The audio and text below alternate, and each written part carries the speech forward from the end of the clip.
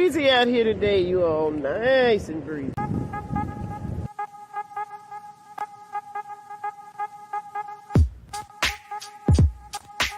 You see, there's just one thing I would like to know.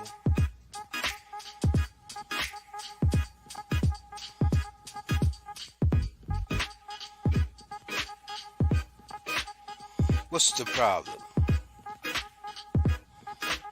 What's the problem? Tell me, what's your problem?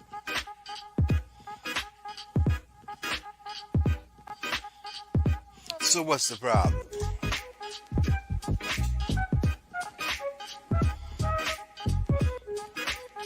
Five, four, three, two, one. What's the problem? Tell me, what's the problem?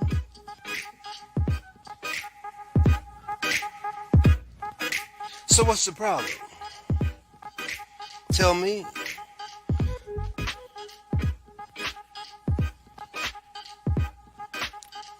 Five, four, three, two, one. So what's the problem?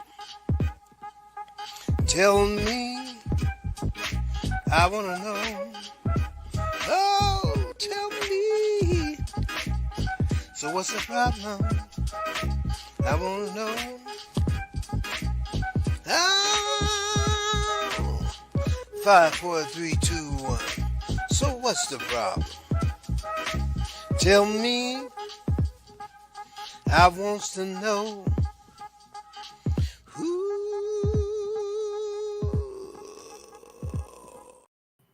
Well. It's Loretha, and welcome to another episode of So What's the Problem TV show. Tonight, you're going to find out all about a very tall, dark, handsome. He's no longer a stranger to Daytona Beach, but we have all seen him for years at just about every event that has happened in Midtown in Volusia County, Florida. He's a photographer. He's a photojournalist, and his name is Dwayne Fernandez. It's Dwayne Fernandez, and I'd like to welcome him now to the show. Hello there, Dwayne. Hello. Hello there. Thanks so much for joining me, Dwayne. Thank you so much. I know you're rather private, but there is so much about you that people don't know. Is that right? I guess. Stay to myself most of the time. Well, we're going to reveal some of it tonight. And I want to start by saying that you are an award-winning professional photographer. You're a real professional photographer. And you're also a photojournalist. You do many contributions to the Daytona Times and to the statewide Florida Courier newspapers. So we are all very familiar with your work. So would you mind telling me, how did you get interested in photography? I was interested in photography when I was a little boy. Uh-huh. And it piqued my interest for a while. I got my first camera at 7 years old. At 7 years, did it have something to do with Perry Mason? Yes, it did. It had something to do with his private investigator. Oh, Paul Drake. Right. Okay. I told my dad that's what I wanted for Christmas, and it was up under the Christmas tree. Okay. I played around with the camera for a while, and I lost interest. But over the years, we're a big family, take a lot of pictures. So when I went to high school, I became interested in photography again. Okay. A friend of mine had a nice camera set up, and he actually pawned it. And I went to the pawn shop and paid the ticket on it, and then gave him a few dollars for it. So I took it out to California with me, and I used it for a while. And then somebody broke in the house and stole it. Oh. Then it faded a little bit. And over the years, I was still interested, but not enough to come out and start shooting photography. And in 2004, I became Uh-huh. In 2004, you became interested again? yes, I became disabled first, and then I Right. started, thinking about what I was going to do with the rest of my life. Right. So I And decided, that was just from an unfortunate accident. yes, and I Mhm. went to school. I went to Tungus Community College in Connecticut and started the photography program up there. And Okay. in the first semester, one of the professors pulled me aside and said that one of the best schools in the country for photography was in Daytona. Really? Yeah, Imagine that. Daytona State. Okay. Um, After the first semester, I transferred down here. Never looked back. Never look back. So you were able to accomplish quite a bit at Daytona State. I believe you got multiple degrees while you were there. Yes, I have a degree in photography, Hmm. an AA degree, and a degree in television production. Okay. And I tell you, I think you're very, very good at what you do. But there are a lot of misconceptions about photography and photographers. People take for granted that, say, for instance, if you publish a picture in a newspaper, would I have the right to take that picture and then share it with whomever I chose to share it with? No, the person the photographer that shoots the photo is Hmm. is the copyright holder, unless he or she uh, signs a release Uh-huh. of the copyright to whomever, To whomever. whomever it may be. But Okay.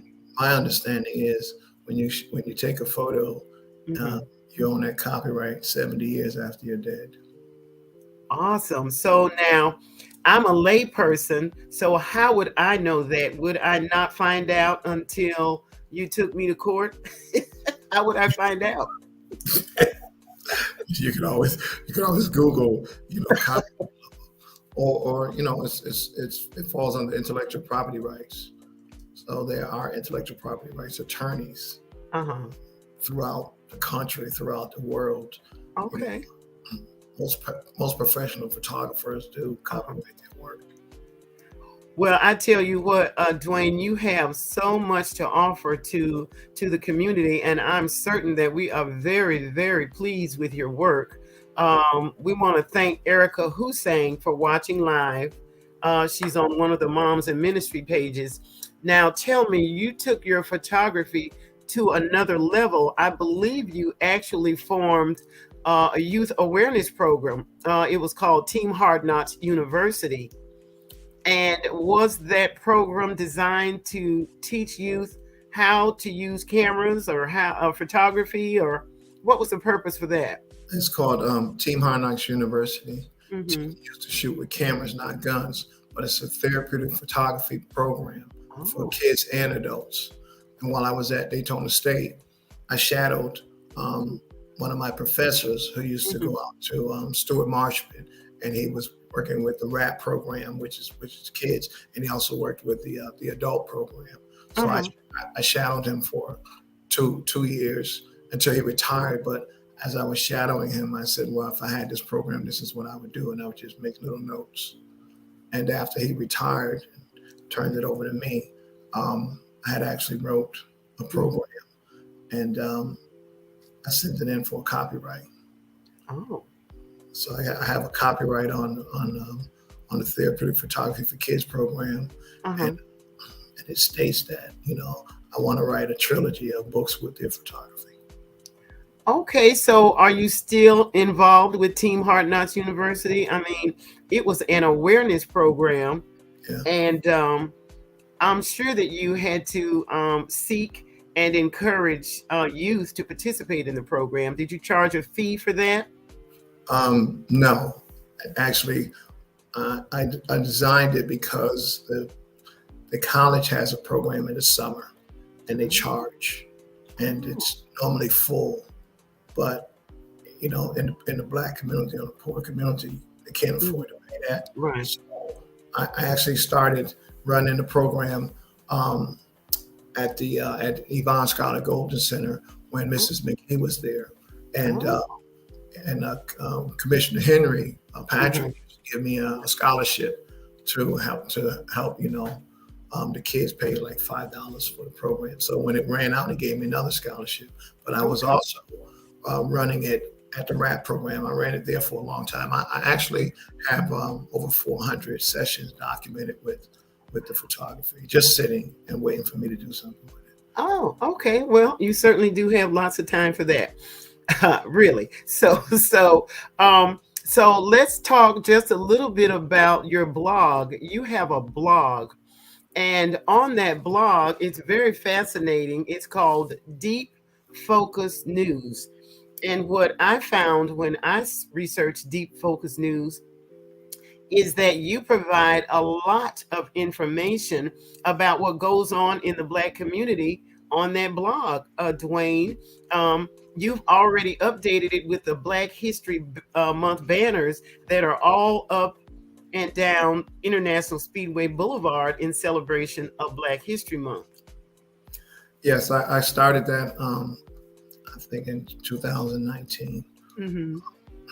Because I shoot a lot of events. Right. The paper doesn't normally have enough space for all of the events. So I created that as to say, out and about with photographer Dwayne Fernandez. So I don't post on it every week, but right. I do post on it. Well, it's a wealth of information. You have even the recent conditions that have surfaced at Bethune-Cookman University. You have an article on that. There's something interesting from this Sun Chasers Motorcycle Club. Are you a motorcyclist? What? Yeah, somewhat, yeah. I started riding a motorcycle when I was 18 years old. Kind of like a weekend warrior. And I mean, I still ride. I just recently was, I guess, inducted into the Sun Chasers Pro-B program.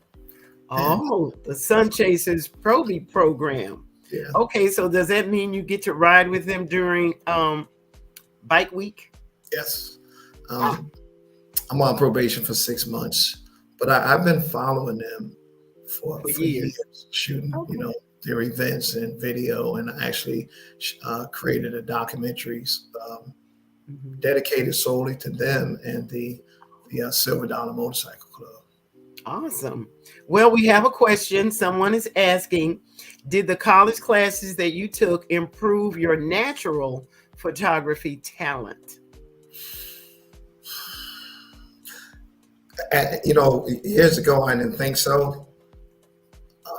It was very difficult going to Daytona State, but things that I did learn, I didn't even know that I remembered until you get out in the field and you start doing certain things, and it comes back to you. You remember certain things that some of the professors, taught me. So yes, it helped me a lot, and also I'm able to tell if someone is formally trained or not.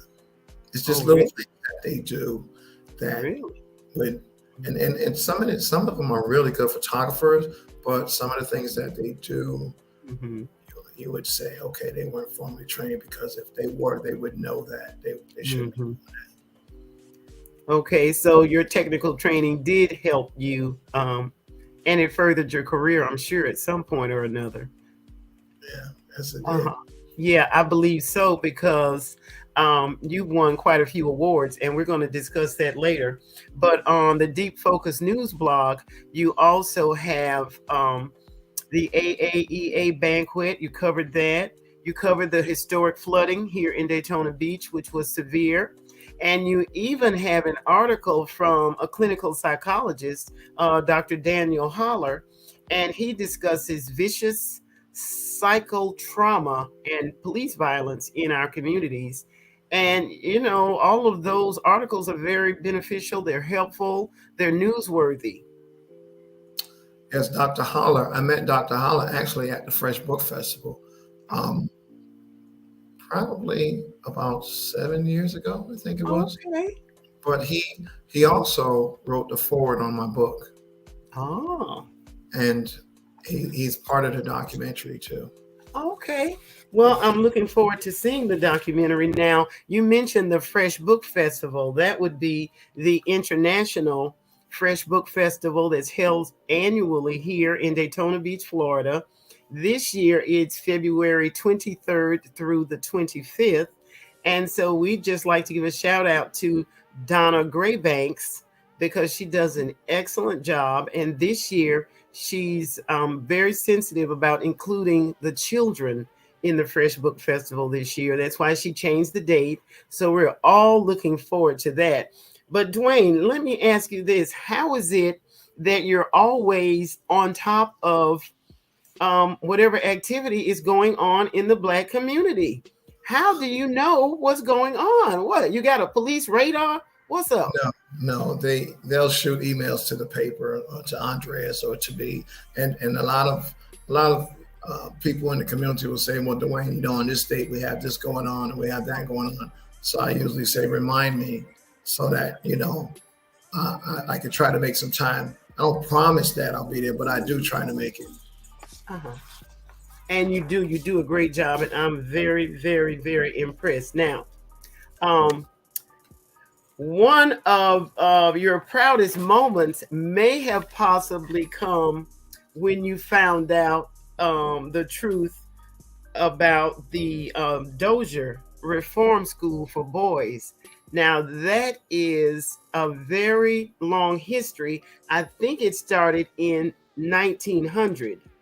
So don't take us too far into it, but just tell us a little bit about how you became aware of the Dozier School for Boys. I believe you met that gentleman at a Fresh Book Festival. Is that right? Well, I met Dr. Howell at the Fresh Book Festival, but that's not how I became aware of the Dozier. I mean, Okay. I actually saw it on the news, and I just briefly watched it a little bit about them digging up bodies during, at the time. But again, someone contacted the paper, Mhm. and we actually covered the funeral of Billy Jackson, who Right.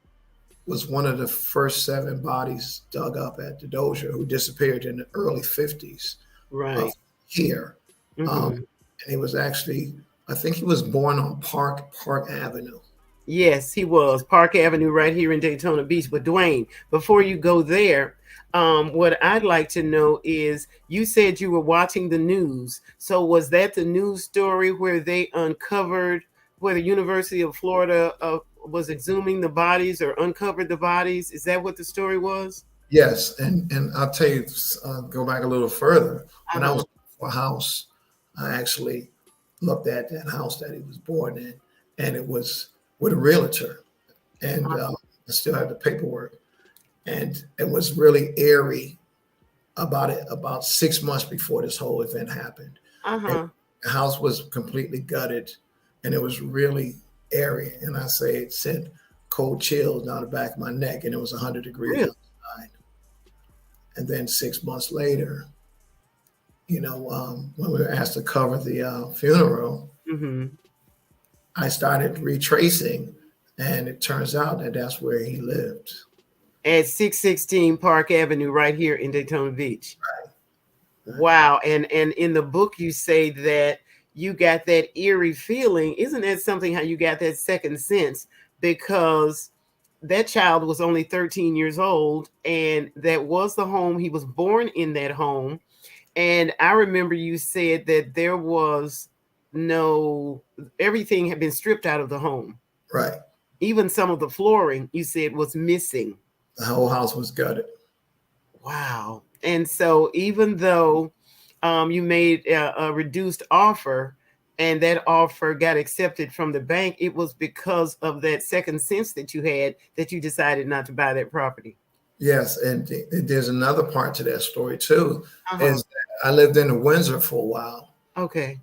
And I didn't know. I used to see his sister, and I used to speak to her, but I had no idea. You didn't realize it at the time. Right. And you thought the Windsor was the housing for it was housing for people with disabilities and people with mental disorders. Yes. Okay, I'm not going to. We gonna go there. Because let people tell it, they might say something He wrong. doesn't have a mental deficiency, y'all. That's a trick question. Don't.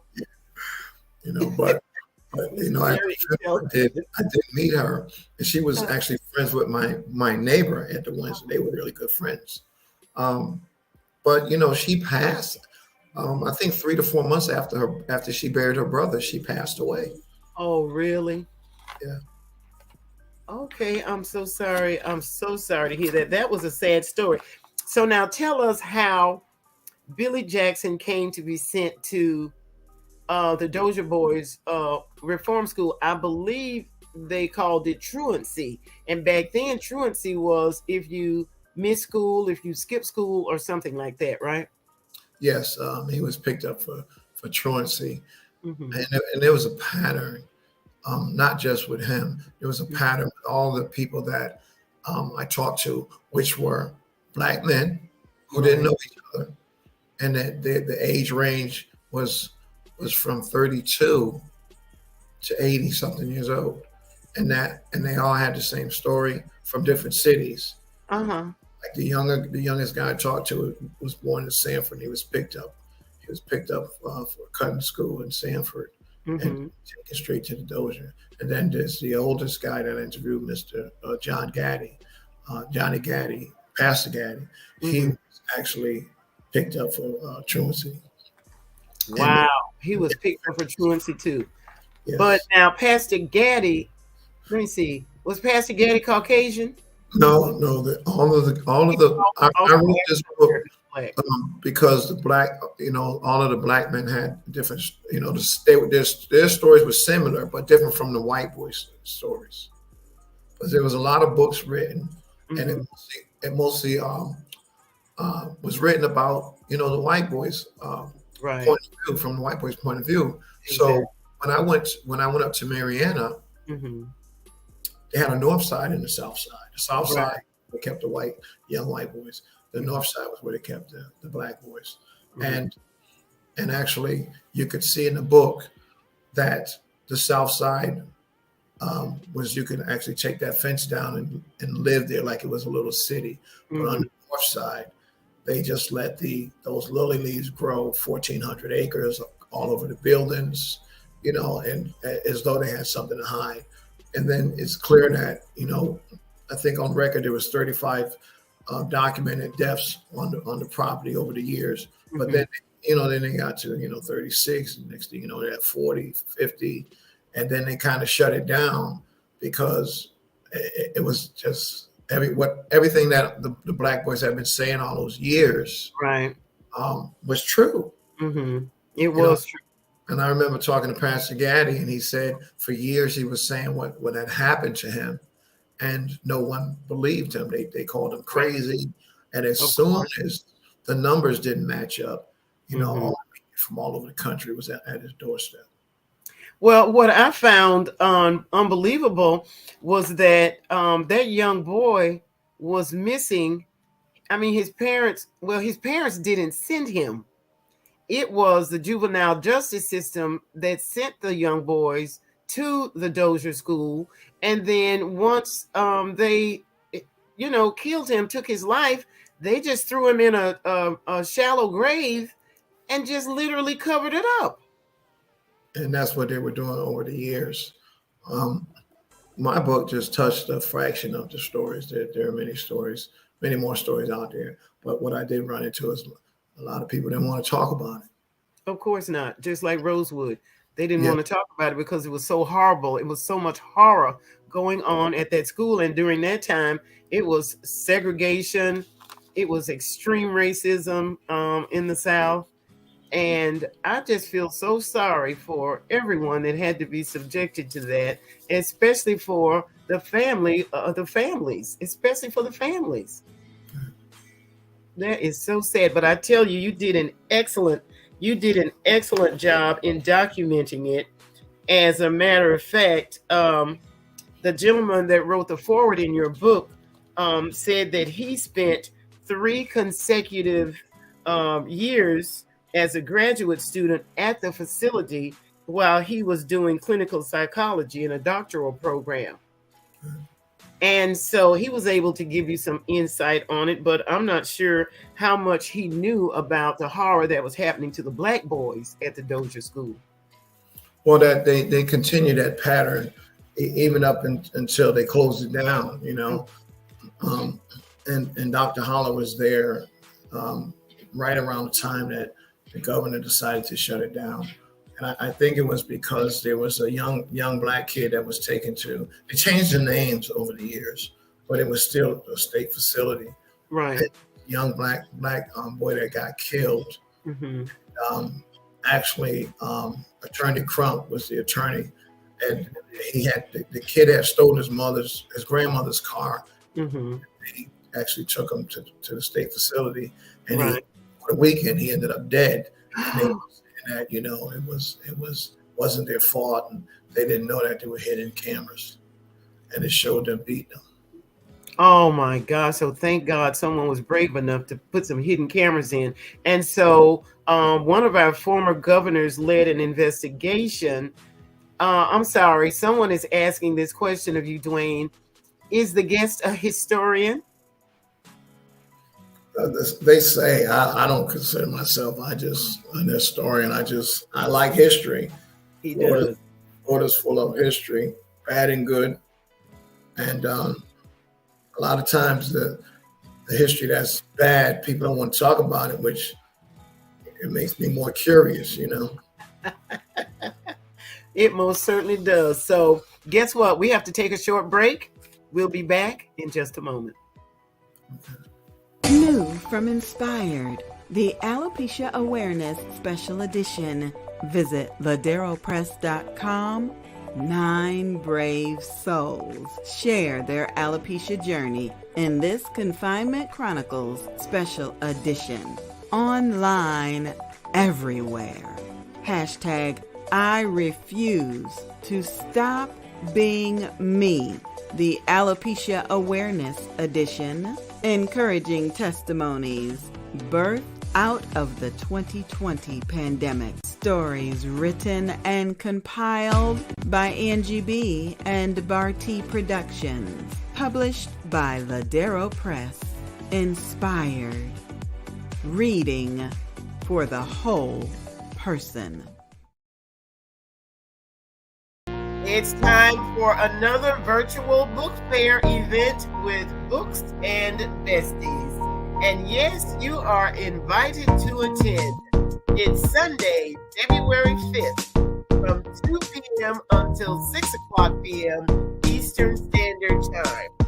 We're going to be introducing the world to our books and businesses.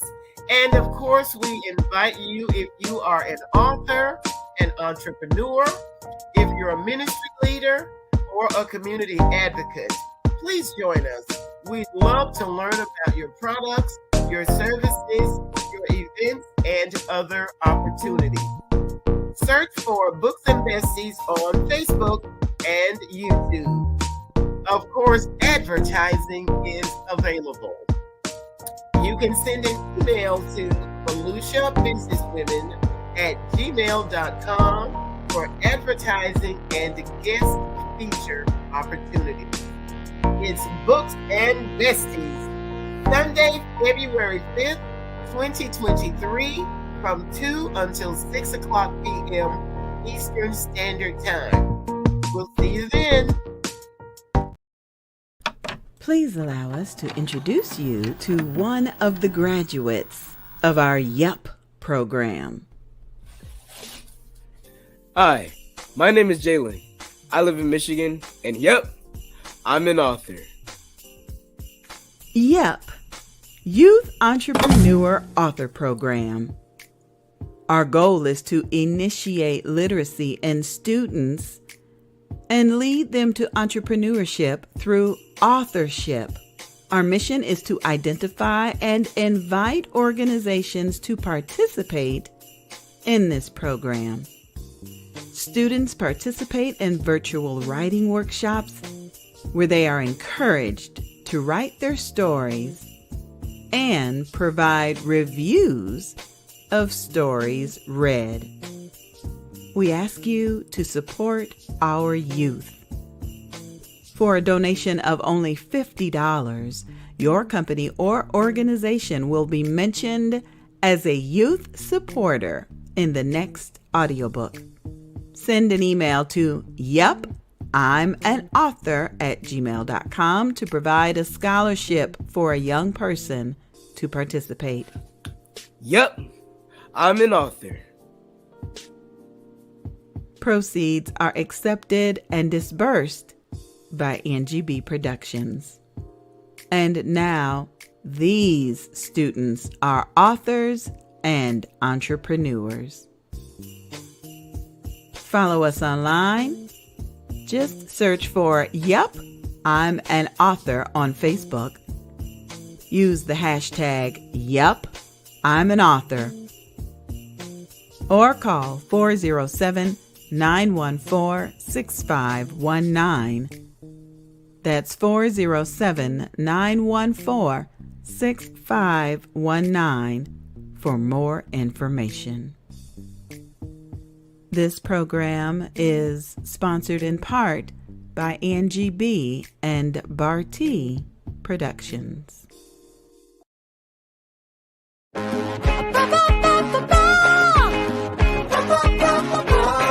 went to school to learn, girl, things you never knew before. I'm a 40 except after C. And why it took lost to makes four. Now, I'm gonna teach.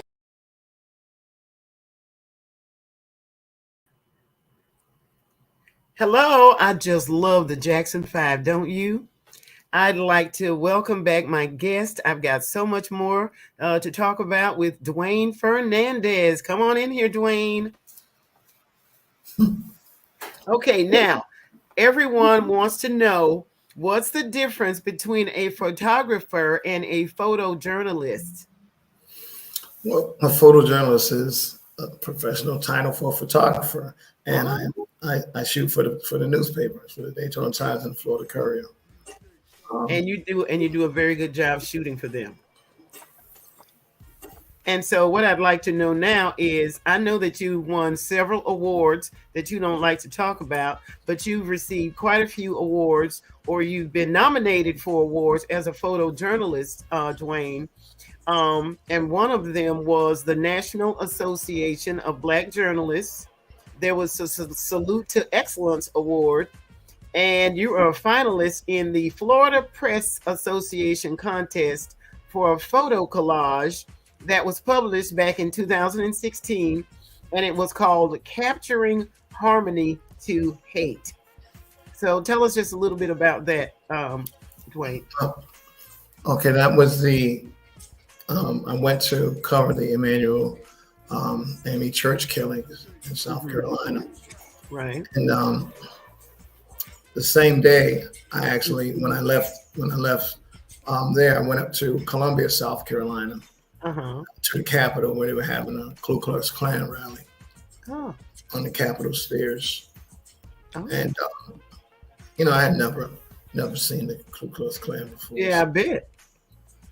And I'm expecting to see them wearing sheets and hoods and stuff, But they had on shirts and ties. They had fatigues. Oh, they wore fatigues. And there's a few pictures in the book. Then the Black Panthers were there. The new Black Panther Party was there, protesting, against them.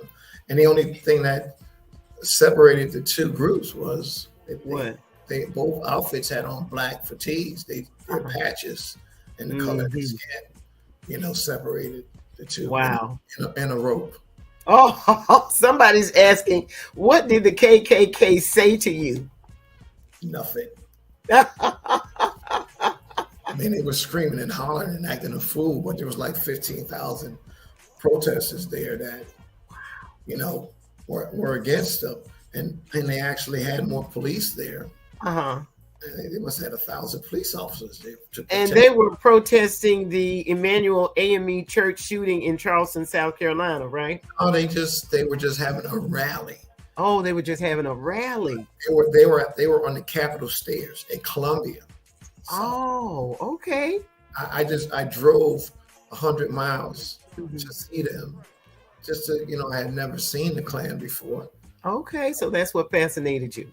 Yeah, So you weren't on an official assignment well, from the Black I was Church. on an assignment to cover the church killings. And then I got a Oh, call from the publisher, Miss Morgan, and she said, mhm. how far are you away from the Capitol? Okay. Columbia. And I said, probably about 100 miles. She said, well, they're having a Ku Klux Klan rally there. And you turned around. um, I was careful. As I said, I'll ride around. If things don't look right, I'll hit the highway. Right. Get out, you know. Okay, so that was in 2016. And then in November of 2019, you became one of 3 finalists in another National Association of Black Journalists Salute to Excellence Award. And I believe you won first place from the Tampa Bay Association of Black Journalists because of a photograph you took in 2018 at some kind of rally in Clearwater that was demanding justice for Marquise McLaughlin. You remember that? Yeah. That actually, that photo actually the same year I was one of the finalists one of 3 finalists in the Salute to Excellence Awards nationally. And then when I came back home, the convention was in Miami, and when I came back home, I had to go up to Tampa where they said I was Central Florida Photographer of the Year. Oh, Central Florida Photographer of the Year. Oh my. Well, congratulations, Dwayne. I think you take your profession too lightly. I mean, you really are a very smart guy, and you just got so much to offer, but it's up here. You allow your photographs to speak for you. Now, I think you told me once before that you went to Muhammad Ali's hometown to cover his funeral, or what was it? I went to cover his funeral. Uh-huh. Actually, I stayed there about 4 days, 5 days, and I like to ride around town and photograph the town. So, I got there early, and the first thing I did was I bought, the paper, and the newspaper was probably about 2 inches thick, and from the front page to the last page, everything was Muhammad Ali. But wow. Do you still have that paper? I have it in the bag. Awesome. It's a keepsake. Yes, so that's a keepsake. When I opened up the page, the first page, there was the map of the procession. The procession was going to travel I think it was 22 miles. Wow. And it was ride by every place that he touched. So I got situated in the hotel, and I said, I'm going to follow this map with all of the hoopla. So I did. I followed it, and it took me all the way to his gravesite. Really? Yeah, and every part of the map had his name on it. Really? Like I bet that was fascinating. Yeah, and I took about 1,500 photos. Woo! Wow. And and it was at the KFC Young Theater, so I had to check my my camera equipment in Thursday night with the Secret Service. Oh, really? Yeah, you had to get White House clearance to go there. And then my press pass, it looks like a license. It's not like your average throwaway press pass. Right. It's actually as thick as a credit card, and it's for keepsake. And it has your picture on it, on the back. Thanks you for coming to the funeral. But on the day of the funeral, I actually went back to where they were having the funeral, but I actually stayed outside. I didn't want to be inside because it was like the Grammys. People from all over the world were pulling up in limousines and Cheiks and Rolls Royce. And photographers from around the world who couldn't get in. Isn't that something? They were outside. So I said, well, I'm going to hang out here and take some photos, for a while. And then I knew where his childhood house was. So I went up to where his childhood house was. And you got pictures of that as well? Yeah, because I had met people the night before, and they actually let me come on their property. And they had to be 10,000 people on that little street. That is amazing. So now, Dwayne, let me ask you this. So you own those pictures because you took those pictures. So did you have to copyright them, or I mean, would you ever consider publishing something concerning that? I mean, I own the pictures. They are copywritten. I, Mhm. I just keep going. I mean, I've forgotten, some of the events that I've covered. And if you ask me to find something, it might take me 3, 4 days to find it. Oh boy, here's a great question. My son wants to be a photographer. Can you really make money in this profession, Dwayne? Yes, you can. You can make money in the How? profession. Mhm. You have to have some hustle and some drive and Mhm. be a little unique. Okay. Don't try to emulate everybody. Just do you. Do your own, because there's no wrong way and right way. You know, um, I will say this: when I was in school, I was having a hard time because I'm visual. Right. Um, I was having a hard time with photography, and Mhm. I met Mr. Reeves from Bethune Cookman, Oh, really? and I said, Mr. Reeves, if you see something wrong with my photography, pull me aside. Please let me know. He Mhm. calls me up one day and says, Dwayne, are you busy? And I said, no. He said, well, can you come to the school? I said, Uh-huh. sure. I went over to the school, What and happened? he showed me some techniques. And in 5 minutes, he taught me what the school couldn't teach me in 4 years. Wow. Isn't that amazing? Yeah. And Wow, that I is shoot amazing. manual. I never shoot on auto. I shoot manual. Some people say, well, it's not consistent. When you Mhm. shoot manual, it's not supposed to be consistent Mhm. because it's called bracketing. So if I'm shooting a photo of you straight ahead and I take Mhm. a step to the left and I shoot and Mhm. I take a step back to the right and I shoot, Mhm. those pictures won't line up. Mhm. Won't line up. So I mean, I just do things my way. And then you have a lot of photographers that say, oh, he doesn't know what he's doing. And Right. Right. I just do it. Because they don't understand your way. I just do me. And I'm like, hey, Right. you shoot your way, I shoot And my. you Right, and you don't have to prove anything to them. So, in other words, the answer to the question is yes, you can make money with photography, but you have to be a hustler. You've got to get out there and, yeah, and get your work in front of someone that may show some interest in it, or someone that may hire you.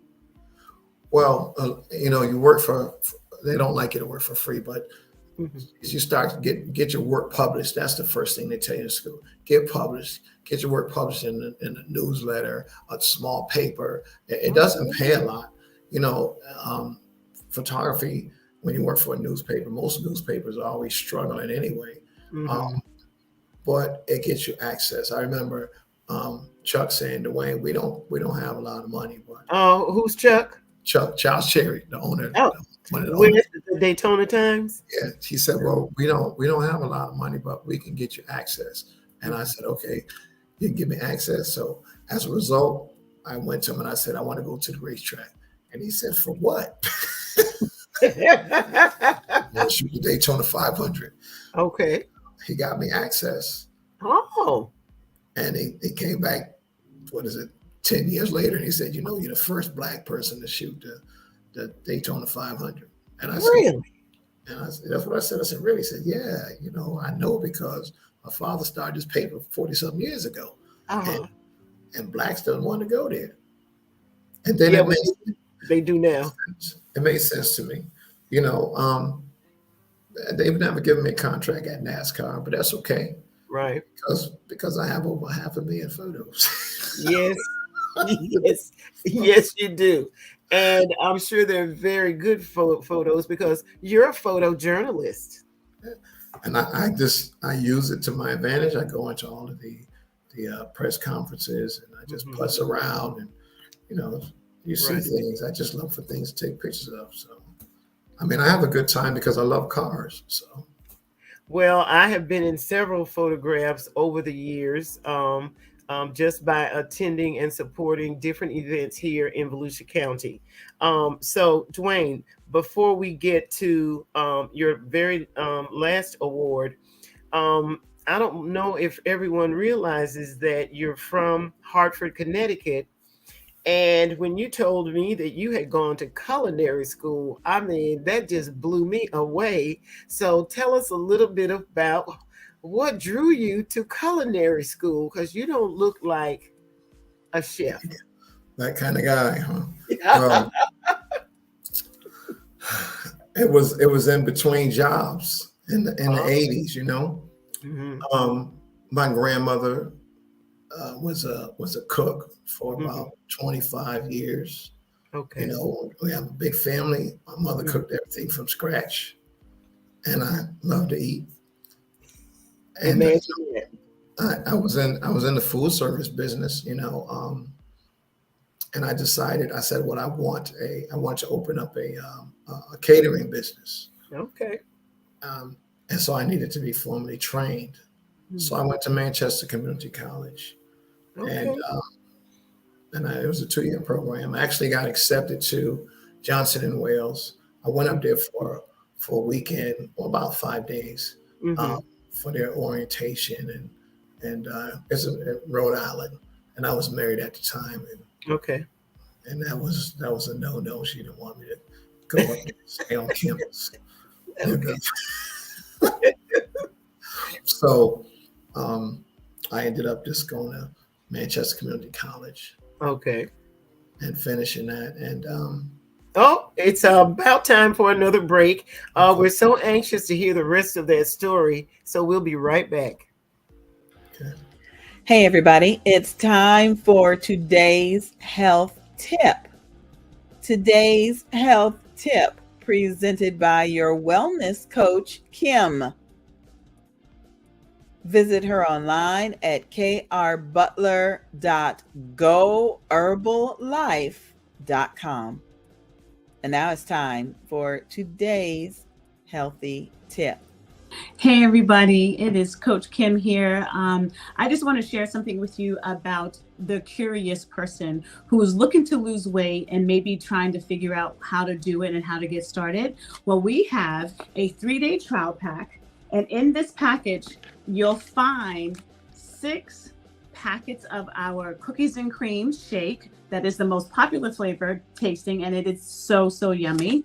And you'll get 6 of our teas inside. You'll get 3 of the lemon and 3 of the raspberry. And what this will do is it will give you an introduction to the Herbalife way of doing things, meaning that we have 1 to 2 shakes a day. We'll have 2 colorful snacks and 1 healthy meal. And we get to coach you along the way. So when you purchase this, which is $35, you will get me as your coach. I get to walk the whole journey with you for the next 3 days, however long it takes. And I'm looking forward to it because I'm going to be a guest next month, and we get to have a challenge. Talk to me at krbutler.goherballife.com, or call me or text me at 240-281-7865. And I look forward to introducing you to the Herbalife way with this 3-day challenge. Well. Thank you, Coach Kim. We appreciate today's health tip. Better You Nutrition. We appreciate you, and we're looking forward to the challenge. You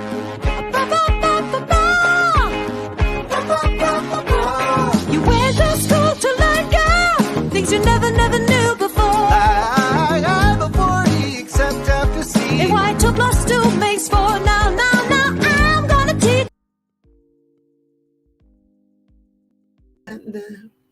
I'm so excited about Manuscripts and Motown. It's my very first pop-up shop for 2023. It's Angie B and Bar T and me. And we have several other vendors that will be joining us. Debbie Scarborough from Tifton, Georgia is coming with her Amber Insurance. Dr. April is coming with baskets of Mary Kay and other womb items. Cynthia Watson is coming with her Crystal Creations, which is paparazzi. Tanya Butler Williams is coming with her ruby ribbon and her measuring tape to measure your foundation. And then, of course, we have Anna Alexander. She has got all types of wonderful accessories, fedora hats, and sunglasses, and everything fancy. And then Michelle Davis, oh my gosh, she has bedroom candy. She has medical scrubs. She has everything that you need, and we have lots of books. We're going to be at the Lucas Center at 718 Dr. Mary McLeod Bethune Boulevard.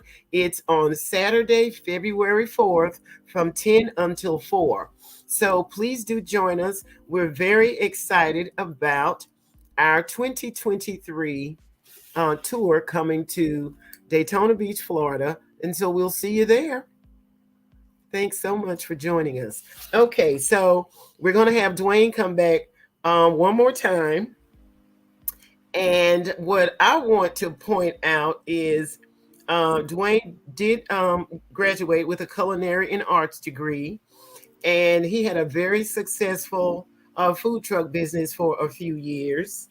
It may have been more than a few years. But what I want to point out is this. The truth about the Arthur G. Dozier Reform School for Boys. This is the book that Dwayne Fernandez wrote, and it is fascinating. The book is absolutely fascinating. And Dwayne was chosen as a featured author by the National Association of Black Journalists for the 2020 National Virtual Convention. And he discussed this book. It's called Lies Uncovered, The Truth About the Arthur G. Dozier Reform School for Boys. And what's so fascinating about the book is I found out that one of our governors initiated the investigation. I believe it was Charlie Crist. And then it took several years later for the next governor, who was Rick Scott, to finally close that horrible institution. Is that right, Dwayne? Yes. That was after the young man got killed for stealing his grandmother's car and joyriding over the weekend.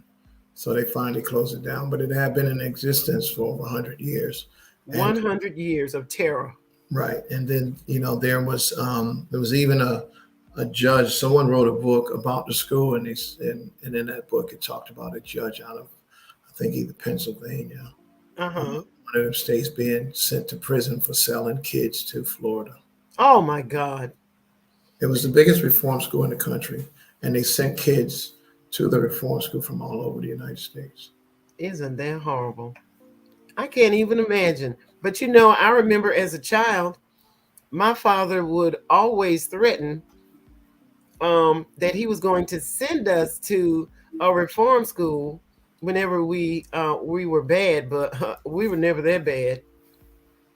Well, there were a lot of people, a lot of guys older than me that they said the same thing after the book was published, that they used to get threatened when they were kids, that they went to the Dozier.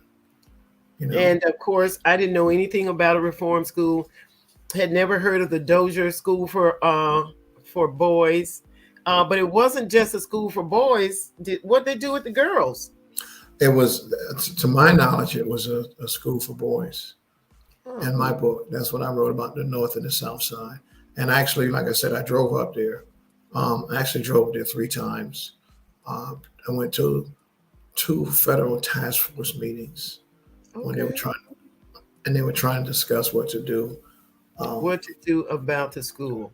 People were voicing their opinions on the things that have been going on over the years.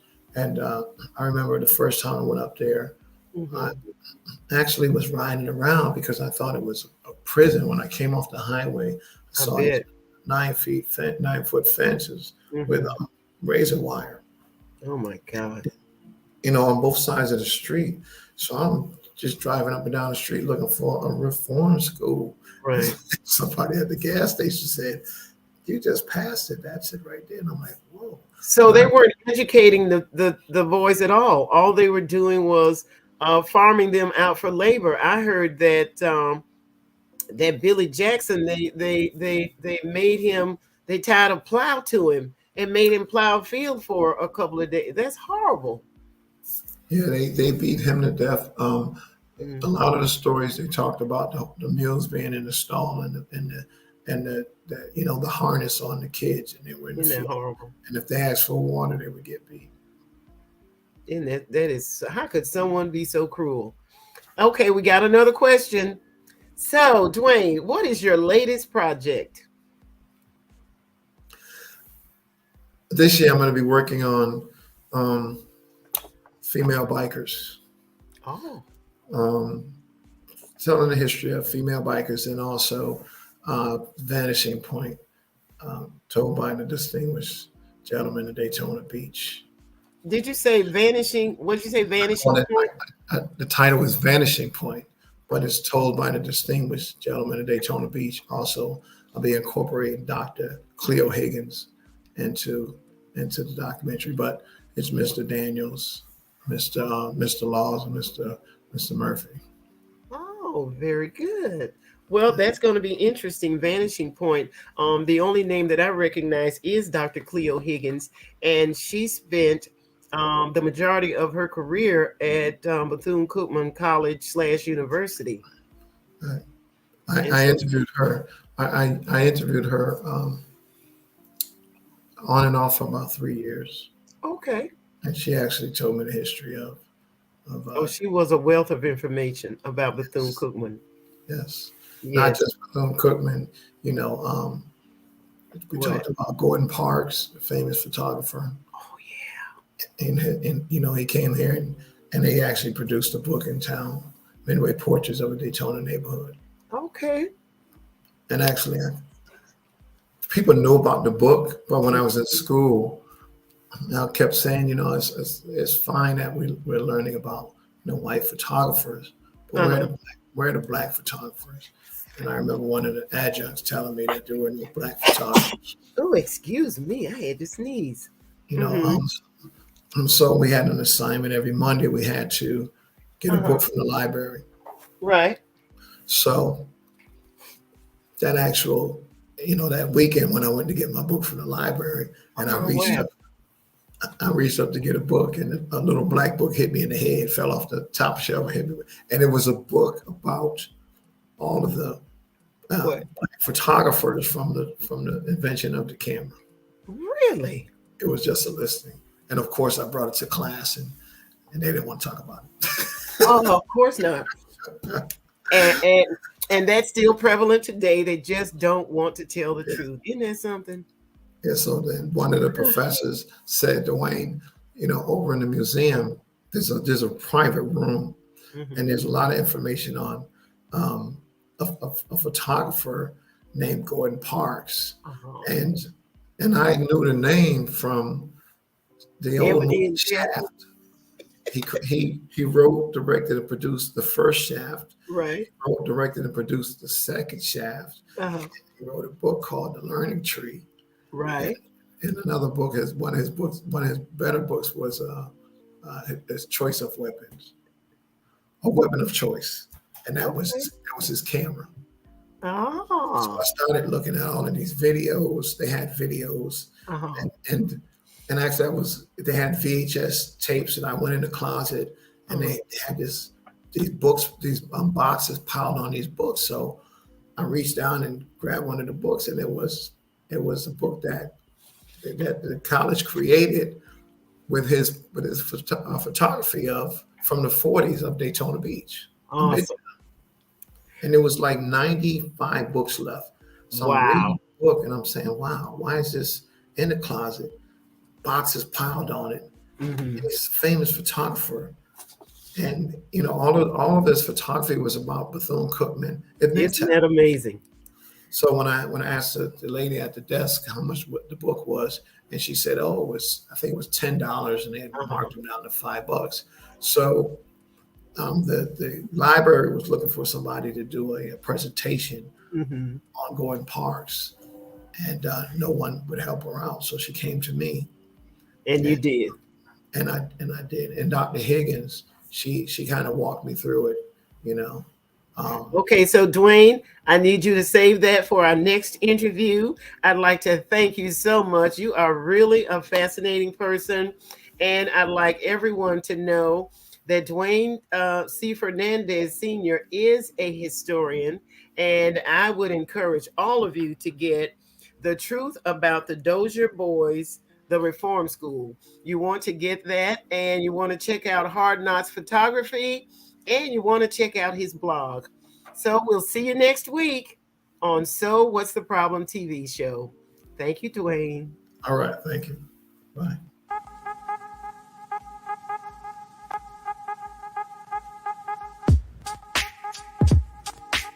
You see, there's just one thing I would like to know.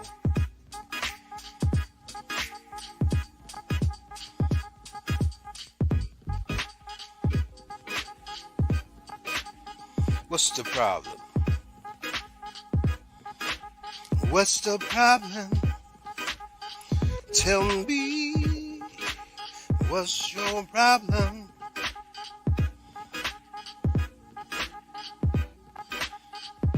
So what's the problem?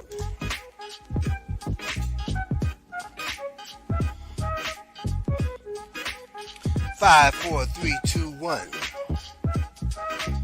What's the problem? Tell me, what's the problem?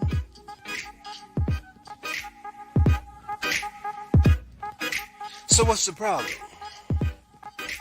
Tell me.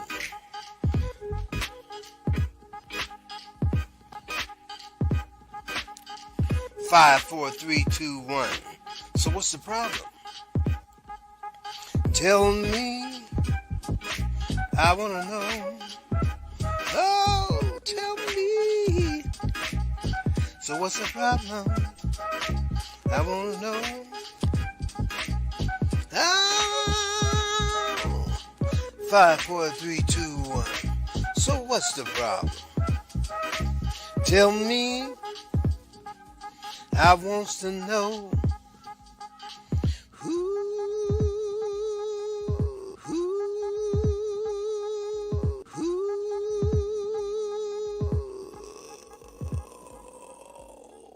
So what's the problem?